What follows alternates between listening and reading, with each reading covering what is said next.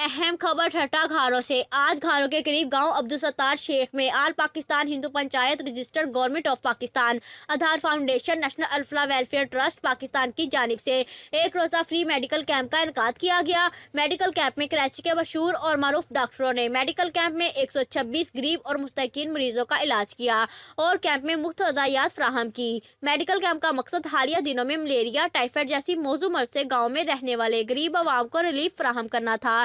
Camp में मुख्तलिफ बीमारियों की तशखीस भी की गई और इनकी दवायात भी दी गई। इस मौका पर पाकिस्तान हिंदू पंचायत रजिस्टर के चेयरमैन शंकर लाल वाधवानी ने कहा कि हम खिदमत खल्क बिना किसी रंग नस्ल जात पात के करते हैं।